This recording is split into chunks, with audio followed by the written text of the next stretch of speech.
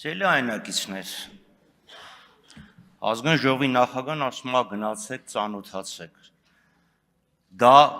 զեկույցի ներկայացման տեսակ է։ Ներկայացման ժամանակ նաև հարց ու պատասխան կա։ Աշոտին հարցնեմ, պարոն Սիմոնյան, առաջի բաժնի պետին, իրան հարցնեմ այդ հարցերը։ Հենց այդ հարց ու պատասխանի ընթացքում նաև պարզ կդառնա, թե ինչի ընդդիմությունը հենց ի վերուստ բոյկոտեց այդ հանձնաժողովի աշխատանքներին մասնակցելը, որովհետև գիտեինք ինչ էր լինելու, ում եք մրոտելու, ում եք լողացնելու, սպիտակացնելու եւ ներկայացնելու հունիսի 7-ին։ Դա է իրականությունը։ Իդեպ Աշոտին ազգանունը չեմ անում, բայց բոլոր հարցերին շատ պարկեշտ, շատ պատշաճ, շատ ճիշտ եւ սպառիչ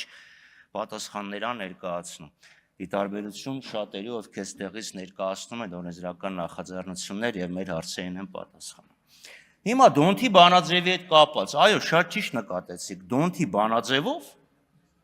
ընդդիմությանը պաշտոններ են հասանելի։ Հիմա հիշեցնեմ այդ ընտրությունները ինչպես տեղի ունեցան։ Քանի անգամ ազգային ժողովի ընդդիմությանը վերապահված փոխնախագահի քվեարկությունները սաբոտաժի ենթարկեցիք։ Նշեցիք անվտանգության հարցերի հանձնաժողովը, որտեղ այո ընդդիմությանը վերապահված է փոխնախագահի հաստիկ պաշտոնը։ Քանի անգամ դեմ քվեարկեցիք։ 14, շնորհակալություն։ Այսինքն ի՞նչ է տեղի ունենում։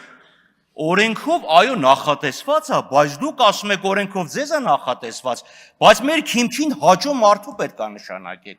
Բարև ձեզ, ձեր մեծամասնության։ Իսկ դուք առաջարկեք, բայց մենք կորոշենք։ Հետո ինչ եղավ ազգային ժողովի փոխնախագահին քվեարկեցիք, հեռացեցիք պաշտոնից հանձնաժողովի նախագահներից մեկին, բա դրանից հետո էս գրոտեսկին պիտի մասնակցենք, իհարկե ոչ։